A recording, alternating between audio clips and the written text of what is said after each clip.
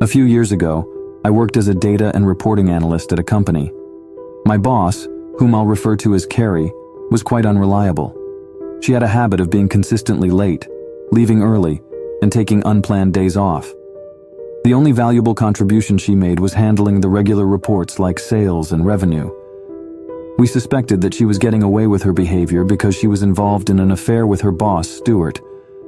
Our CEO, on the other hand, was a decent person who always sought ways to cut costs. He rewarded employees with bonuses for implementing cost-saving initiatives. Carrie was particularly interested in submitting ideas and encouraged all of us to automate our tasks, hoping to take credit for the resulting savings. One day, both Carrie and Stuart conveniently called in sick, and the CEO urgently needed the sales report that Carrie usually prepared. I offered to take a look and see if I could manage it. Normally, Carrie would spend 2 to 3 days working on that report every week, but the CEO needed it that afternoon. After a quick examination of the data, I realized it could easily be automated. So I swiftly created the necessary script and sent it over to the CEO. He was incredibly impressed that I not only completed the task in just a couple of hours, but also made it possible for him to update it whenever needed. Encouraged by this success, he asked me to automate other reports, including revenue, churn, and a few others. Throughout the afternoon, I automated everything my boss was responsible for.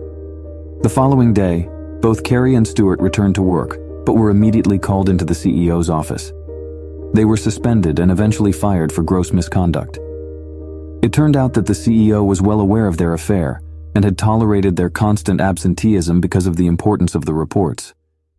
However, now that everything was automated, he had solid evidence to take action against them for the excessive time off they had taken.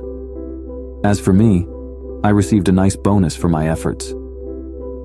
My house is surrounded by 2 gardens, one in the front facing the street and one in the back, bordering my neighbor's gardens. When my family moved in many years ago, they planted a thick hedge around the property, and my grandfather took great care of the garden, keeping it tidy and beautiful. After my grandfather passed away, the garden was neglected for a while, but then my mom took charge and started planting flowers and berries to support bees. She even created raised garden beds for herbs. As my mom grew older, I took on the responsibility of maintaining the gardens, appreciating their wild beauty with birds, bees, butterflies, and even occasional visits from hedgehogs and foxes. Recently, we received a letter from the city claiming that our garden was a safety hazard due to the hedge overgrowing onto the pavement and the presence of poisonous berries. However, we disagreed with this assessment. While we trim the hedge regularly to prevent it from encroaching on the pavement, the berries are well protected by thorns, making them less accessible to children. Additionally, they provide food for local birds. To address the city's concerns, I reached out to our local Nature Conservation Association for their opinion. They visited our gardens and were impressed by the harmony with nature they observed. They deemed our gardens especially nature-friendly and advocated on our behalf to the city. Given our city's reputation as a green capital, the city had to reconsider their demands. In the end, our gardens remained untouched thanks to the support of the Nature Conservation Association.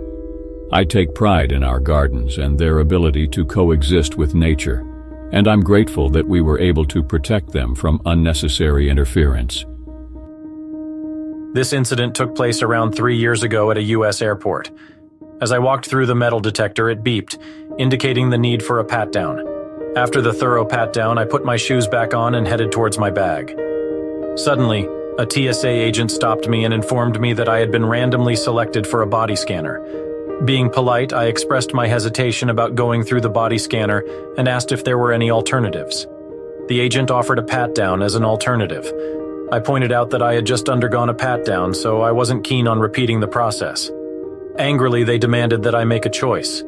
In response, I took a couple of steps back towards the woman who had just patted me down moments ago and spread my arms once again. While she performed the pat-down, I jokingly asked if she discovered anything new. She glared at me but eventually let me proceed. I served in the military for 5 years, and as my contract nears its end, I've become less concerned about certain things. One of my responsibilities is to keep track of specific equipment pieces used by many people in our job. Occasionally, these items go missing, usually due to misplacement or contractors taking them during a recent period of high hiring.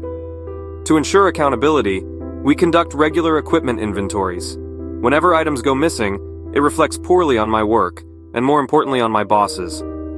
I diligently prepared the inventory report and was surprised by the number of missing pieces. I followed the necessary steps and presented the inventory to my boss. However, he doubted that we had so many items missing and asked me to do the inventory again. I did as requested, obtained the same count, and submitted the inventory to his inbox. This cycle repeated over the next few months. Each time, my boss expressed disbelief and asked for another inventory. I complied each time, doing it again and again. This dragged on for over a year, and I started to notice a pattern. My boss was intentionally pushing the issue to the next person, attempting to protect himself before leaving. Then, last week, while I was asleep during my night shift, I was abruptly woken up by my boss. He insisted that I participate in a specific survey with my coworkers, which would be sent to higher-ups. This survey was designed to give a voice to the small guys like me, allowing us to express our concerns directly to the top. Despite explaining that I had my night watch duties, my boss didn't care and demanded my presence at the survey. Reluctantly, I agreed. Before the survey began, our boss emphasized the importance of honesty and assured us that the responses would be anonymous. This was my chance. In the survey, I detailed the ongoing issues with the inventory and directed them to the documentation of the previous inventories I had completed. Now fast forward to yesterday. All of my bosses have been fired, and I am reporting to new individuals who are working to address the inventory problems and find solutions. Please like and subscribe for more videos like this one. Thank you.